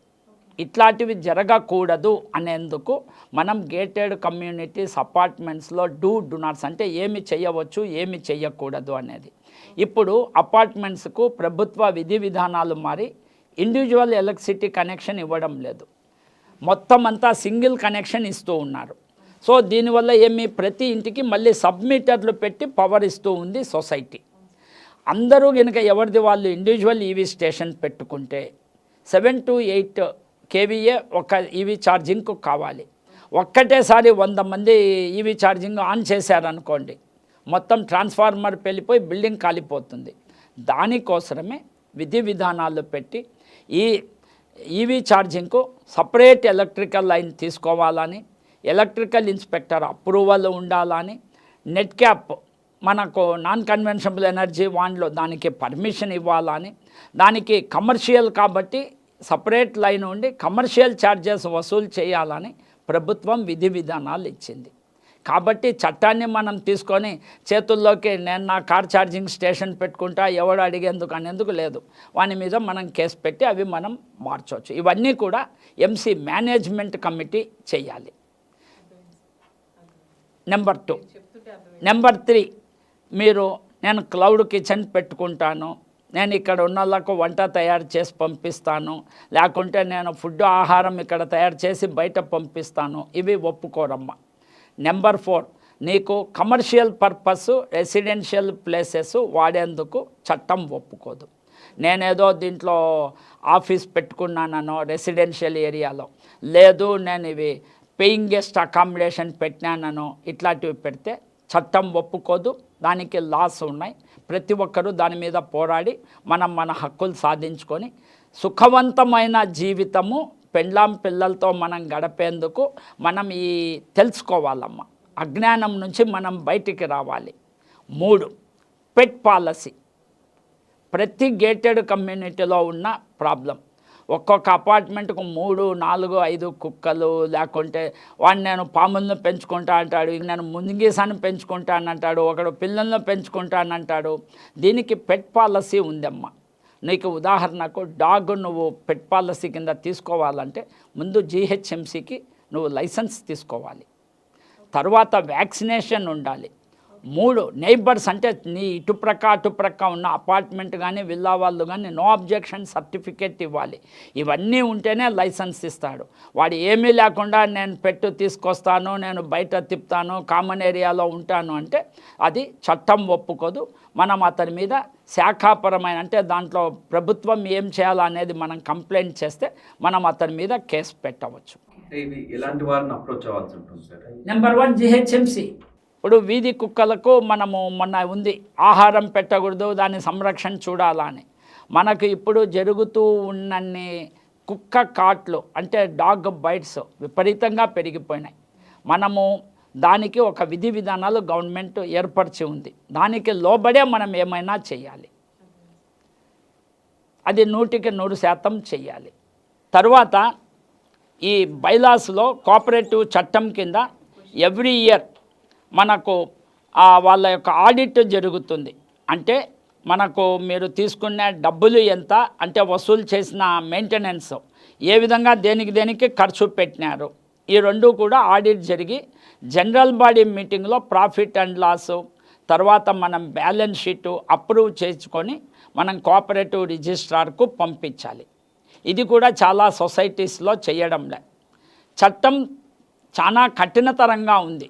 దాన్ని మనం అమలు చేసేందుకు ప్రజలు దీంట్లో నిష్ణాతులై విజ్ఞానవంతులై తెలుసుకుంటే తమ యొక్క హక్కులు ఏమి అనేది అప్పుడు ఏ ప్రాబ్లం కూడా రాదండి. సార్ ఇప్పుడు గేటెడ్ కమ్యూనిటీస్లో నెంబర్ ఆఫ్ థౌజండ్స్ కమ్యూనిటీస్ ఉన్నాయి. సో ఇంతమంది ఉన్నప్పుడు కంప్లైంట్స్ కూడా అలానే ఉంటాయి. నెంబర్ ఆఫ్ కంప్లైంట్స్ జరుగుతుంటాయి. ఒక్కొక్కసారి ఈ అసోసియేషన్ ఫామ్ అయి ఉంటుంది. అందులోనే పాస్ట్ ప్రెసిడెంట్స్ కానీ వీళ్ళంతా ఏవో కొన్ని స్కామ్స్ చేసింటారు, సంథింగ్ మనీ లాండరింగ్స్ అన్నట్టు జరిగింటాయి. తప్పకుండా చాలా చోట్ల కేసెస్ జరిగింటాయి. సో అంత ధైర్యంగా అంటే అంత పబ్లిక్ మనీని అంత ధైర్యంగా ఎలా చేయగలుగుతున్నారు? ఈ మధ్యకాలంలో చాలా వింటున్నాము. అంటే దీని మీద గవర్నమెంట్ తీసుకున్న యాక్షన్స్, ఒకవేళ పోలీస్ స్టేషన్లో కంప్లైంట్ ఇస్తే, కోర్టులో కేసు పిటిషన్ ఫైల్ చేస్తే జరిగే యాక్షన్స్, దీనివల్ల ఎలాంటి యాక్షన్స్ అనేది గవర్నమెంట్ నుంచి ఉంటుంది? వాళ్ళు ఎందుకు అంత ధైర్యంగా ఎలా ఫండ్స్ అనేది మిస్యూజ్ చేయడానికి అడ్వాంటేజ్ తీసుకోగలుగుతున్నారు? ఏమైనా లూప్ హోల్ ఉందా? లేదు మీరు అన్నట్టు ఇదివరకు మీ డిస్కషన్స్లో ఫ్లోలో నేను అబ్జర్వ్ చేశాను, సమ్ యాక్ట్ 2001, సమ్ యాక్ట్ 65, వీటిని ఏమన్నా కావాలని వాళ్ళు బైలాస్ రాసుకునేటప్పుడే ఇలాంటి యాక్ట్స్ అయితే ఇలాంటి బెనిఫిట్స్ ఉంటాయి కాబట్టి అలాంటి యాక్ట్స్ సెలెక్ట్ చేసుకుని మరి ఇలా చేయడం ఏమన్నా, దీని వెనకాల ఏమన్నా సమ్ మాస్టర్ ప్లానింగ్స్ ఏమైనా ఉంటున్నాయా?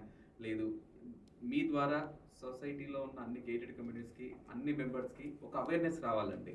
ఏ యాక్ట్ కింద ఉంటే ఆ particular gated community association PSTs presidents, secretaries, treasurers funds డైరెక్టిఫికేషన్ చేయలేరు, చాలా స్ట్రిక్ట్ యాక్షన్స్ ఉంటాయి.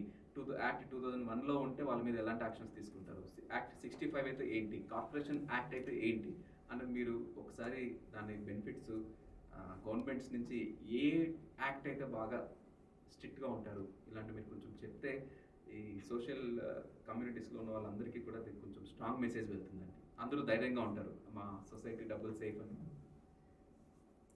ఇవన్నీ ఎక్కడ ప్రాబ్లం వస్తుందంటే సార్, అక్కడ ఉన్న రెసిడెంట్స్కు అవగాహన లేకపోవడం, తర్వాత అవగాహన రాహిత్యం, తర్వాత మేనేజ్మెంట్కు కూడా ఏమి చేస్తే ఏమి తప్పు, దానికి ఏ విధంగా ఉంటుంది అనేది తెలియకపోవడము బరి తెగించిన తనము అంటారు. ఒకప్పుడు భారతదేశ ప్రజలు సుభిక్షంగా ఉండి ఉప్పుల కుప్ప వయ్యారి భామ, నేడు వలస రాజ్యంలో ఉండి జనాభా పెరిగిపోయి మనం ప్రతి కుటుంబం కూడా అప్పుల కుప్ప అయ్యో రామ, అంటే ఉప్పుల కుప్ప వయ్యారి భామ నుంచి అప్పుల కుప్ప అయ్యో రామ అయినా.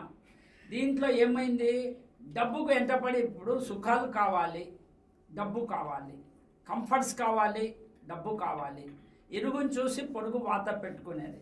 ఎప్పుడు మనకు సంతృప్తి తృప్తి అనేది ప్రజల్లో వస్తే ఆ రోజు వాడు ఉంటాడు. మీకు ఒక చిన్న ఉదాహరణ చెప్తాను సార్. ఒక ఫిషర్ మెన్ ఉంటాడు, చేపలు పట్టేవాడు. వాడు పోయి పడవలో కూర్చొని హుక్కా తాగుతూ ఆనందంగా ఉంటాడు. ఒక షావుకారి బిజినెస్ మ్యాన్ పోయి వాడిని అడుగుతాడు, ఏమయ్యా నువ్వు ఇట్లా టైం వేస్ట్ చేస్తున్నావు, చేపలు పట్టొచ్చు కదా అని. పట్టి ఏం చేస్తావు అన్నాడు.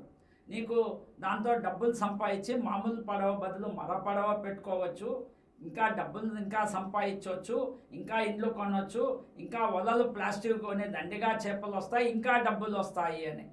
ఆ వచ్చిన తర్వాత ఏం చేస్తావయ్యా, అంతా కంఫర్ట్ జోన్కి వచ్చినాక సుఖంగా నువ్వు ఆనందిస్తావు అని.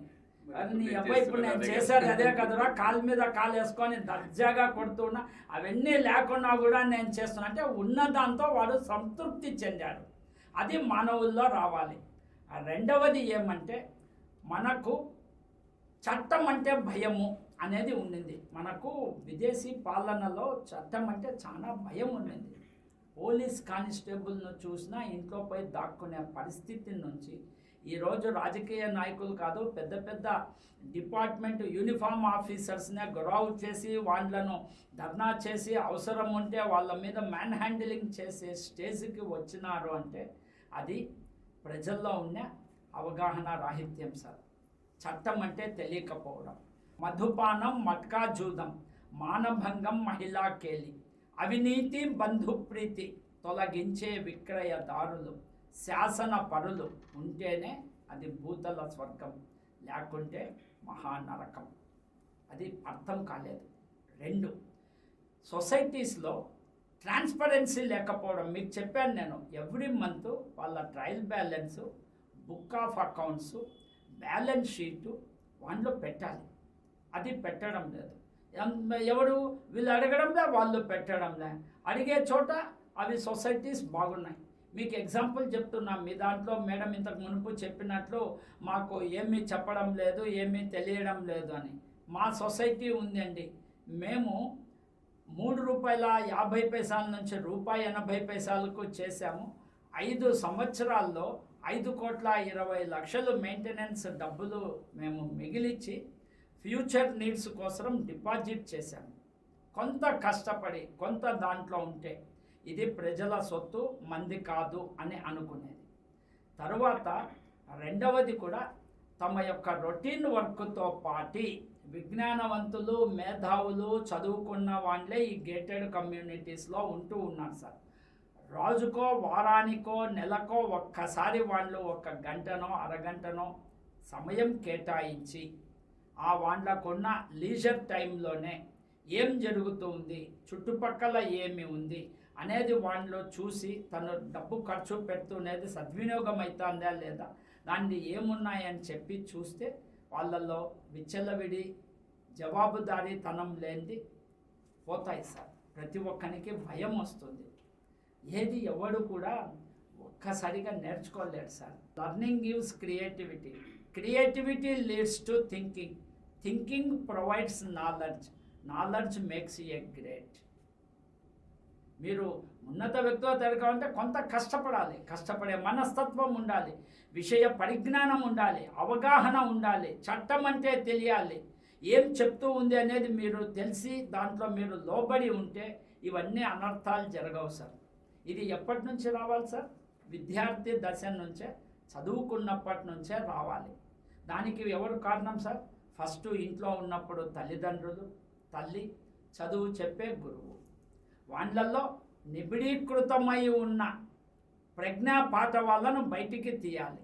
అంటే ఇప్పుడు మీకు సోనియా తయారు కావాలన్నా, సానియా తయారు కావాలన్నా, ఒసామా తయారు కావాలన్నా, ఒబామా తయారు కావాలన్నా, బిల్ క్లింటన్ తయారు కావాలన్నా, బిల్ కలెక్టర్ తయారు కావాలన్నా, ఆ విద్యార్థిని తీర్చిదిద్దగలిగిన సమాజము, టీచరు, ఎన్విరాన్మెంటు, తల్లిదండ్రులు వీళ్ళు ఉంటేనే కదా సార్. ఇప్పుడు మనలో నుంచి వచ్చిన పైనుంచి ఏం రావడం లే. ఐఏఎస్ అయిన వాళ్ళు కానీ, ఐపీఎస్ అయిన వాళ్ళు కానీ, మేధావులైన వాళ్ళు కానీ, డబ్బులు సంపాదించి పెద్ద పెద్ద 100 కోట్లకు పడిగా తెలివి పెట్టుబడిగా పెట్టారు. కష్టపడే మనస్తత్వం ఉంది. అది మనం చూసుకోకుండా మనం అన్నీ ఎవరి మీదనో పెట్టి ఎవడో చేస్తాడు అని నువ్వు గాలికి వదిలేసి మనం తప్పు పట్టేది తప్పు కదా సార్. ప్రతి రూపాయి కూడా నువ్వు కష్టపడి సంపాదించిందే కదా సార్. నీ డబ్బులకు నువ్వు జవాబుదారీతనము ఉండాలి కదా సార్. నువ్వు ప్రశ్నించే తత్వం నీలో ఉండాలి కదా. అది కాకుండా ఎవరినో నేను ఇద్దరిని ఎన్నుకున్నాను, వాడే అన్నీ చూసుకుంటాడు, ఎప్పుడో 6 ఏళ్ళు 10 ఏళ్ళ తర్వాత మేల్కొని ఆ రోజు వాడు కోట్లు తిన్నాడనే తప్పు ఎవరు సార్? దానికి ఆస్కారం ఇచ్చింది ఎవరండి? అది మీరు మానుకోవాలి కదా సార్. సో ప్రజలకి ప్రశ్నించే తత్వం పెరగాలంటారా? పెరగాలి కాదు, అవగాహన. చట్టం ఏం చెప్తూ ఉంది, నా రైట్ ఏమి, నేను ఏం చేయవచ్చు, నా చట్టానికి లోబడి, న్యాయానికి లోబడి, ధర్మానికి లోబడి నేను ఏం చేస్తూ ఉన్నాననేది ప్రతి ఒక్కరిలో ఆత్మ పరిశీలన జరగాలి సార్. ఆ రోజే సమాజము, దేశము, ప్రాంతం కూడా ఉన్నాయి కదా సార్. అవగాహన సదస్సులు మనం కండక్ట్ చేయడం కానీ, అంటే ఇప్పుడు తెలియదు కదా, ఇలా జరుగుతుంది, ఇలా అడగాలని కూడా చాలా మంది తెలియదు. టైం సార్, వాళ్ళు వస్తే కదా సార్. ఇప్పుడు మనం ఉంది, మీరు చెప్పాము, మనము ఇది ఒక అసోసియేషన్ ఉంది, దాంట్లో వాళ్ళకి ఇంట్రెస్ట్ ఉండి ఎవరైతే ఉన్నారో వాళ్ళు వస్తున్నారు, తెలుసుకుంటూ ఉన్నారు, పోరాడుతున్నారు. ఆ సొసైటీస్ బాగున్నాయి.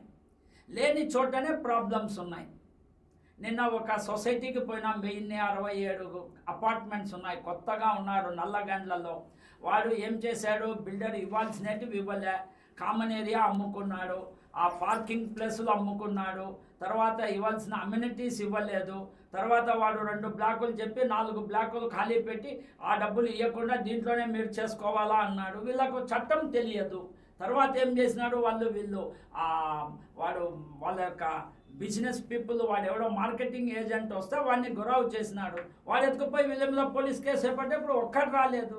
నేను పోయి చెప్పిన, అసలు నీకు కామన్ రైట్స్ ఉన్నాయి. వాడు ఎక్కడైతే పెట్టినాడో నువ్వు అన్డివైడెడ్ షేర్ తీసుకొని ఉన్నావు, నీ రైట్ ఉంది, నువ్వు అడగొచ్చు. అట్లా 1000 మంది తిరగబడితే వాడు ఏమవుతాడు సార్? అది ప్రశ్నించే తత్వం లేకపోవడము, మనం ప్రశ్నించకుండా పోవడం వల్ల వాడు అలసి తీసుకున్నాడు. ఎప్పుడైతే అది చెప్పానో అయిపోయింది.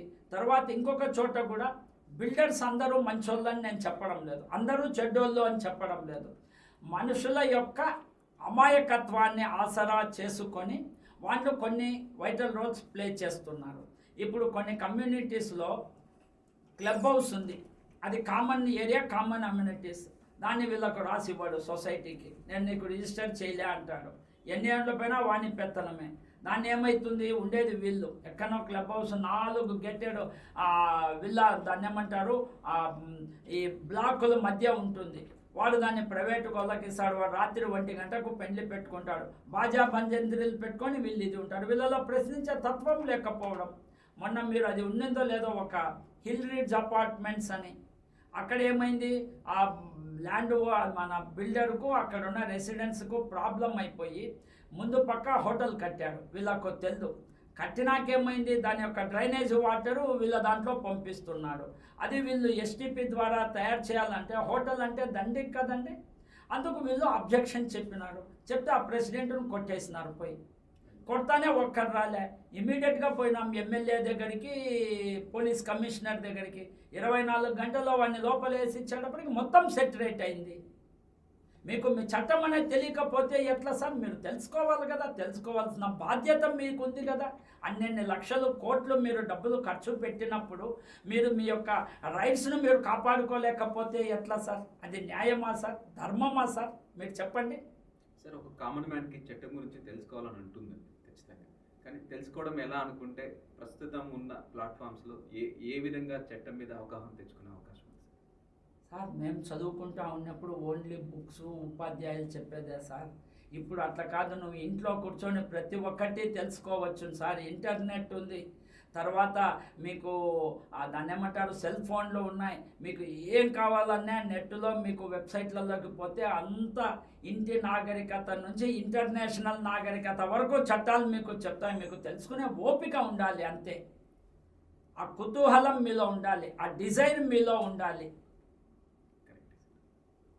Sir as a member of the society, ఒక ఓనర్ ఆఫ్ ది ఫ్లాట్, ఎవరికైనా సరే ఆ సొసైటీలో ఎంత కలెక్ట్ చేశారు, సొసైటీ ఫండ్ ఎంత ఉంది, ఎంత ఖర్చు చేశారు అనేది తెలుసుకోవడానికి యాక్సెసిబిలిటీ ఉంటుందండి. It is the duty of MC అండి, మేనేజ్మెంట్ కమిటీ. ఎవరైతే మీరు ఎన్నుకున్నారో మీ ప్రతినిధులు ఎవ్రీ మంత్ వాళ్ళు మీకు balance sheet, profit and loss, ఖర్చులు, మీకు ఎక్స్పెండిచర్, రాబడి పోబడి వాళ్ళు మీకు పెట్టాలి గ్రూప్లో. అడిగినా అడగకుండా వాళ్ళు పబ్లిష్ చేయాలండి. It is their duty. నెలకొక్కసారి ఖర్చులు, ఎందుకంటే నువ్వు ఇస్తూ ఉన్న డబ్బులు సద్వినియోగం అవుతుందా, ఎంత ఉంది, దాంట్లో ఎంత మిగిలింది, ఎంత ఖర్చు అయింది మీకు తెలియాలి. సంవత్సరానికి ఒక్కసారి మీకు టోటల్ బ్యాలెన్స్ షీట్ ఇవ్వాలి. సెక్యూరిటీకి ఎంత ఇచ్చినారు, హౌస్ కీపింగ్కి ఎంత ఇచ్చినారు, రాబడి అంటే మనకు క్లబ్ హౌస్ ద్వారా ఎంత వచ్చింది, మనం క్లబ్ హౌస్లో కామన్ ఏరియాలో ఉండేది ఎంత, తర్వాత మనం అప్పుడప్పుడు సొసైటీలో ఎగ్జిబిషన్స్ పెట్టిస్తాము, దాని ద్వారా ఎంత డబ్బులు వస్తున్నాయి, పార్టీ హాల్ బుక్ చేసినందుకు ఎంత వస్తున్నాయి, ఇవన్నీ మీకు తెలియాలి. అవి పోనే మనం మెయింటెనెన్స్ కట్టాలి. మీకు ఒక చిన్న ఎగ్జాంపుల్ చెప్తూ ఉన్నానమ్మా. ప్రతి సొసైటీలో కూడా బిల్డరు ముందు 2 సంవత్సరాలకు సంబంధించిన మెయింటెనెన్స్ మీతో రిజిస్టర్ అయ్యి మీకు ఫ్లాట్ హ్యాండ్ ఓవర్ చేసేటప్పుడు వసూలు చేస్తాడు. నిజంగా వాడు చేసే డబ్బుల్లో 50%గా మనం చేయొచ్చు. ఉదాహరణకు మా కమ్యూనిటీ వేరే వద్దు, ₹3.50 పర్ ఎస్ఎఫ్టీకి మా దగ్గర వసూలు చేశాడు. తరువాత అప్పటి మాకు తెలియక కామన్ అమ్యూనిటీస్ క్లబ్ హౌస్కు మా దగ్గర 50,000 తీసుకున్నాడు. మేము తెలియక ఇచ్చాం. తర్వాత చట్టం తెలిసింది. ఇప్పుడు ఏమైంది, అది మనము బిల్డర్ను అడగలేము. మనం పెట్టిన దాంట్లో ఇప్పుడు ఖచ్చితంగా ఇవన్నీ మనకు తెలిస్తే మనం యొక్క ఎక్స్పెండిచర్ తగ్గిపోతుందమ్మా. ఇప్పుడు ఈ ₹3.50 ఉన్న మెయింటెనెన్స్ను మేము ఎన్నుకోబడిన ప్రతినిధుల ద్వారా రన్ చేస్తే ₹80 దాన్ని మేము ఈరోజు తేగలిగాం. ఇప్పుడు జవాబుదారీతనం లేకపోతే డీజిల్ 3,000 లీటర్లు లేదా 5,000 లీటర్లు అని రాసేవాళ్ళు. మేము మెయింటెనెన్స్ తీసుకున్నాక నెలకు 300 కాదు కదా, 3 నెలలకు 100 లీటర్లు కూడా కావడంలే. అకౌంటబిలిటీ అమ్మ, రెస్పాన్సిబిలిటీ, ట్రాన్స్పరెన్సీ మీకు అన్నీ తెలుస్తూ ఉంటే, మీకు ప్రతి ఒక్కరు క్వశ్చన్ చేసే ఇది ఉంటే ఫ్రాడ్ జరిగేందుకు తక్కువ అవకాశాలు ఉన్నాయి. ఎప్పుడు మనం ఇగ్నరెన్స్గా ఉంటామో ఈజీగా మిమ్మల్ని మోసం చేసేందుకు ఉంది. నిన్న ఒక సొసైటీ వాళ్ళు నా దగ్గరికి వచ్చారు, మా నియర్ బై. మేమేమో ₹3.5 పెడితే సరిపోవడం లేదు, దాన్ని మేము ₹4.50 చేయాలనుకున్నాము. కొంతమంది టెనెంట్స్, రెసిడెంట్స్ పక్కన మీ అపార్ట్మెంట్లో 3.5 ఉండేది, వాళ్ళు ₹1.80 చేశారు, ఇదేమి అని. వాళ్ళని మీ balance sheet, book of accounts తెమ్మని చెప్పాను. చెప్తే వాళ్ళు తెచ్చారు.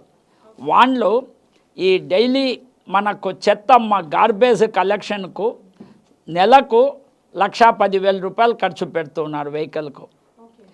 మేము అదే మా సొసైటీలో అది ఫ్రీ వెహికల్ జిహెచ్ఎంసి ఇస్తుంది, ₹8,000 ఇస్తూ ఉన్నాం వానికి. ఓకే, అంటే రాంగ్ క్యాలిక్యులేషన్స్ అనేది చేస్తున్నారు. తెలియక నువ్వు జిహెచ్ఎంసి మనకు వెహికల్ ఇస్తుంది, దాని ద్వారా మనం చెత్తను సేకరించవచ్చు, దీంట్లో డ్రై వేస్ట్, వెట్ వేస్ట్ తీయాలి, వెట్ వేస్ట్ను మనమే అక్కడ కంపోస్ట్ చేసి మనం దాని ద్వారా ఎరువులు తయారు చేసి దాన్ని బయట అమ్మొచ్చు. ఇవన్నీ తెలియకమ్మా. మీకు కామన్ ఏరియా ఉందమ్మా, పైన టెర్రస్ ఉంది. ఇప్పుడు మీకు ఘర్కి ఎలక్ట్రిసిటీ మనము సెంట్రల్ గవర్నమెంట్ పర్మిషన్ ఇచ్చి ఉంది. మీరు సోలార్ రూఫ్ టాప్ వేస్తే ఒక్కసారి ఇనిషియల్ మీరు ఎక్స్పెండిచర్ పెడితే 3-4 సంవత్సరాల్లో మీరు పెట్టిన పెట్టుబడి వచ్చేస్తుంది. 20 సంవత్సరాలు మీకు ఫ్రీ ఎలక్ట్రిసిటీ, కామన్ ఎలక్ట్రిసిటీ కానీ, కామన్ లైటింగ్ కానీ, లిఫ్ట్లకు కానీ అది సరిపోతుంది. అట్లా మీరు ఎక్స్పెండిచర్ తగ్గించవచ్చు. 2, మీకు ఇప్పుడు వాటర్ అమ్మ, వాటర్ రీసైక్లింగ్. మీకు ఇప్పుడు ప్రతి గేటెడ్ కమ్యూనిటీలో ఎస్టీపీస్ కంపల్సరీ. ప్లాంట్స్కి ఇది మనం వాటికి ఎప్పుడు చేస్తామో ఫ్లష్ అవుట్కు మీరు ఆ వాటర్ వాడవచ్చు. తర్వాత కామన్ ఏరియా క్లీనింగ్కు మీరు వాడవచ్చు, కారు క్లీనింగ్కి అది వాడవచ్చు. దీనివల్ల ఏమైంది, మీకు కన్జంప్షన్ ఆఫ్ వాటర్ తగ్గిపోతూ ఉంది. బిల్డర్ మాకు ఇచ్చినప్పుడు మా అపార్ట్మెంట్లో 3,60,000 రూపాయలు మేము వాటర్ బిల్ కట్టేవాళ్ళం.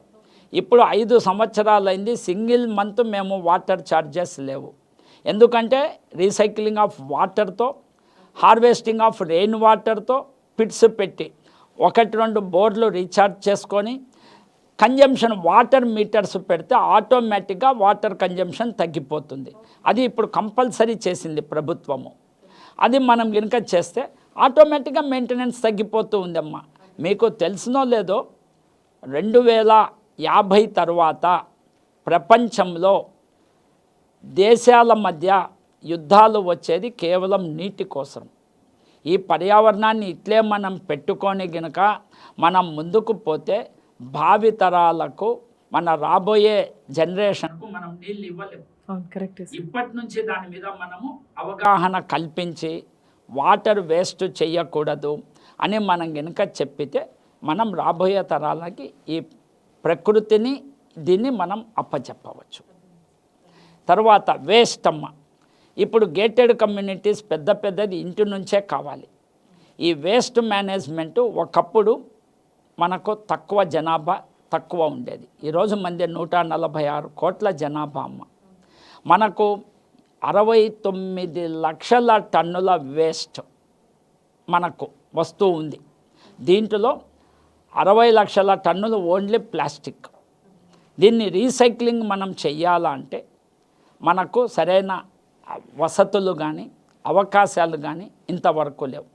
ఇప్పుడు పర్యావరణ ముప్పు ఏర్పడిన తర్వాత ప్రజాప్రభుత్వాలు మేల్కొని దీని మీద కాన్సన్ట్రేట్ చేస్తూ ఉన్నారు. ఇప్పుడు ఉదాహరణకు మనకిక్కడ హైదరాబాదులో రోజుకు 9,000 మెట్రిక్ టన్నుల వేస్ట్ వస్తూ ఉంటే దాన్ని మనం ప్రాసెస్ చేసి మనము 60 కిలోవాట్ విద్యుత్ శక్తి తయారు చేస్తూ ఉన్నారు. 2 ప్లాస్టిక్. ఈ ప్లాస్టిక్ భూతం మనమేమంటే సామాన్య మానవులమ్మ. మన India is a developing country, not a developed country. మనకు మిడిల్ క్లాస్ వాళ్ళు చాలా ఎక్కువ, తక్కువ ఖర్చుతో జీవనం గడపాలి, ఫ్యామిలీని పోషించాలి, తక్కువ జీతాలు ఉంటాయి కాబట్టి మనం కొంత ప్లాస్టిక్ అలవాటు పడుతున్నాం, చీప్ అని. కానీ రీసైక్లింగ్ లో ప్లాస్టిక్ ను మనము ఇది ప్రజలకు వాళ్ళ యొక్క ఆరోగ్యానికి ముప్పు ఏర్పడుతుంది. మనకు సంవత్సరంలో 10 లక్షల టన్నులు కూడా మనము ప్లాస్టిక్ను రీసైక్లింగ్ చేసేందుకు మనకు ఫెసిలిటీస్ లేవు. సింగపూరు, జపాన్, జర్మనీ ఇక్కడ దేశాల్లో మంచిగా దాన్ని రీసైకిల్ చేసి పర్యావరణాన్ని కాపాడుతున్నారు. దురదృష్టం కొద్దీ ప్రభుత్వం ఇంకా దాని మీద కాన్సన్ట్రేట్ చేయలేదు.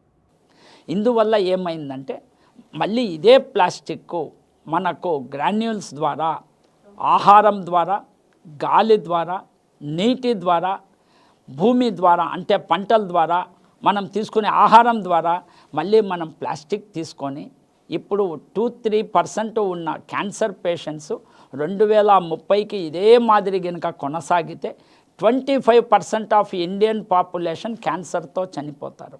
ఇది ఎవ్వరూ మనకు ఎడ్యుకేట్ చేసి చేయడంలే, మనం ఇంటి నుంచే తయారు కావాలి. ఇప్పుడు గేటెడ్ కమ్యూనిటీస్లో మనం ఉంటున్నాం కాబట్టి ఒక గేటెడ్ కమ్యూనిటీలో ఇంప్లిమెంట్ చేస్తే దాని ద్వారా 30,000 గేటెడ్ కమ్యూనిటీస్లో 45 లక్షల మంది దీని ద్వారా వాళ్ళను మనం ఎడ్యుకేట్ చేసి ఎన్లైటింగ్ చేస్తే వాళ్ళ యొక్క మనము వాళ్ళ యొక్క ఆరోగ్యం కాపాడిన వాళ్ళం అవుతాము. ఇది నెంబర్ 3 అమ్మ. నెంబర్ 4 మనకు ఇప్పుడు ప్రపంచంలో నాగరికత, మన యొక్క టెక్నాలజీ పెరిగే విజ్ఞానం మానవుని వికాసానిక లేక వినాశనానిక అని మనం కనుక ప్రశ్న వేసుకుంటే 90% ఇది మనకు వినాశనానికి జరుగుతూ ఉంది, వికాసానికి తక్కువ. ఒకప్పుడు మనకు రేడియో సమాచార వ్యవస్థకు, టెలివిజన్ మనకు ఏదో సాంస్కృతిక కార్యక్రమాలకు చెప్తూ ఉంటే ఈరోజు మనకు మనిషిలో స్వార్థం పెరిగిపోయి రేడియో యుద్ధ వార్తలను వినేందుకు, టెలివిజన్స్ యుద్ధ సన్నివేశాలను చూపించేందుకు, చివరకు కత్తి ఎందుకయ్యా అంటే కంఠాలు నరికేందుకు అనే విధంగా తయారైపోయినారు. కానీ మనం ఈ పర్యావరణాన్ని మనం ఇది కాపాడుకోలేకపోతే మనకు భావి జీవితం లేదు. తర్వాత ప్రజల్లో మోసం, అంటే ఇతరులను మోసం చేసి మనం బతకాలా అనే ఒక తత్వం ఎక్కువైపోయిందమ్మా. ఈ విజ్ఞానం పెరిగి ఈరోజు మనకు సెల్ ఫోన్స్ వచ్చాయి. మా జనరేషన్ మేము ఈ 2000 ముందు ఏ విధంగా జీవించాము, 2000 తర్వాత ఇప్పుడు మన భావి భారత పౌరులు ఏ విధంగా ఉన్నారంటే ఇప్పుడు టెక్నాలజీ యుగంలో వాళ్ళు జన్మనిచ్చారు. పుట్టినప్పటి నుంచి సెల్ ఫోన్ ఉంటుంది, ఇంటర్నెట్ ఉంటుంది. దీనివల్ల మోసపోయేందుకు ఎక్కువ ఆస్కారం ఏర్పడుతూ ఉందమ్మా. మీకు తెలిసినో లేదో, ఒక్క తెలంగాణలో గత సంవత్సరము 24-25 ఫైనాన్షియల్ ఇయర్లో రోజుకు 3,69,00,000 రూపాయల సైబర్ ఫ్రాడ్ జరిగింది. సైబర్ ఫ్రాడ్స్లో అత్యధికంగా ఎక్కువగా ఈ పెద్దవాళ్ళని ఎక్కువగా టార్గెట్ చేస్తున్నారు అని. భారతదేశంలో 18,000 కోట్ల రూపాయలు సైబర్ ఫ్రాడ్ లాస్ట్ ఇయర్ జరిగిందమ్మా. ఇప్పుడు ఒక దొంగతనం జరిగితే, బంగారో ఇంట్లో వస్తువులు పోతే ఆ ప్రాంతంలో దొంగను పట్టుకొని అదే ప్రాంతంలోనో అదే రాష్ట్రంలోనో దేశంలో ఎక్కడి చోట రికవరీకి ఉండేది. ఈ సైబర్ ఫ్రాడ్ అనేది ఏ దేశంలో ఎక్కడనో ఏ దీవిలోనో జరిగితే హైదరాబాద్లో ఉన్నాడు మోసపోతూ ఉన్నాడు, రికవరీ చాలా కష్టమవుతూ ఉంది. ఇప్పుడు ఇంకొకటి ఏమంటే ఈ పెరిగిన విజ్ఞానము, అంటే ఈ మనకు ఫెసిలిటీస్ లేదా ఈ ఇంటర్నెట్ కానీ సెల్ ఫోన్స్ కానీ మా వృద్ధ తరానికి తెలియదమ్మా. ఈ రిటైర్ అయిపోయిన ఎంప్లాయీస్ మేమే మేధావులు అనుకొని సరి అయిన అవగాహన లేక ప్రతి రిటైర్డ్ ఎంప్లాయీ కూడా ముసలితనంలో డబ్బులు పోగొట్టుకొని చాలా ఇబ్బందుల పాలవుతూ ఉన్నారు. కాబట్టి ఇది మన గేటెడ్ కమ్యూనిటీస్ ద్వారానే అక్కడ ఉన్న ప్రజలకు, సీనియర్ సిటిజన్స్కు, ఉద్యోగం చేసే వ్యక్తులకు, వారి పిల్లలకు అవగాహన తరగతులు నిర్వహిస్తూ ఉన్నామమ్మా. మీ అంటే ఈ ఫెడరేషన్ ఆఫ్ రెసిడెంట్స్ ద్వారా మేము దీనికి డైరెక్టర్ సైబర్ క్రైమ్, మనకు టీజీ సైబర్ క్రైమ్ ఉంది, వాళ్ళతో మేము కోఆపరేషన్ పెట్టి సీనియర్ సిటిజన్స్కు ఒక యాప్, అంటే ఒక వాళ్ళ గ్రూపు, పిల్లలకు ఒక గ్రూప్ అట్లా పెట్టి ఆ విధంగా వాళ్ళకు అవగాహన తరగతులు చేసి, తర్వాత రెండవది కూడా పిల్లలకు మనము వాళ్ళల్లో ఫైనాన్షియల్ డిసిప్లిన్ ఏ విధంగా నేర్పించాలి, పిల్లలకు ఏమి ఇవ్వవచ్చు ఇవ్వకూడదు, ఒకవేళ ఫెసిలిటీస్కు నువ్వు సెల్ ఫోన్ ఇచ్చినా దాన్ని వాడు మంచికి ఉపయోగించకుండా చెడ్డకు ప్రలోభాలకు పోకుండా ఉండేందుకు ఆ తల్లిదండ్రులకు, పెద్దలకు మనము అవగాహన తరగతులు పెడుతూ ఉన్నామమ్మ. ఇది చాలా ఇంపార్టెంట్ సార్. ఇక్కడ నేను అంటే బ్రేక్ చేసినందుకు సారీ. అదే కిడ్ ఒకరు ఎవరైతే మీరు చెప్తున్నారో పిల్లలకి ఇది నేర్పియాలి. ఎందుకంటే వాళ్ళు సెల్ ఫోన్స్ తీసుకొని యాప్స్ డౌన్లోడ్ చేస్తున్నారు. ఈ సైబర్ క్రైమ్ అనగానే నాకు గుర్తొచ్చింది అదే. యాక్చువల్లీ ఒక 40 lakhs 50 lakhs అమౌంట్ అలా కట్ అయిపోతుంది యాప్స్ కానీ తెలియకుండా చేస్తున్నారు అది వాళ్ళు.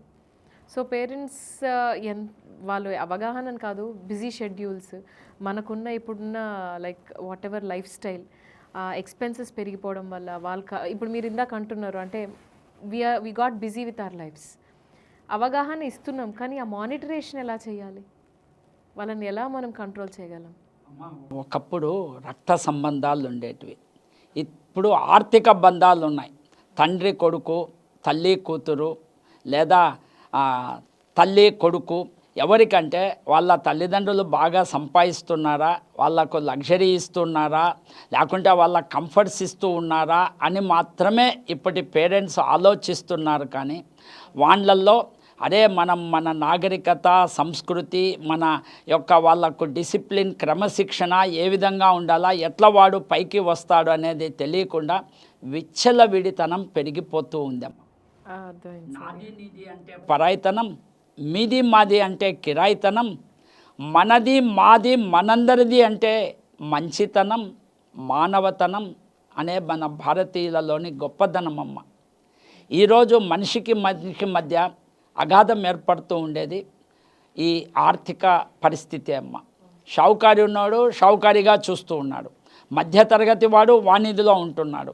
ప్రతి ఒక్కరూ కూడా ఆ కంఫర్ట్ జోన్ దాటి ఇంకా ఏం సుఖము ఉంది, ఇంకా ఏం కంఫర్ట్స్ వస్తాయి అనేది ఆలోచిస్తూ ఉన్నాడు.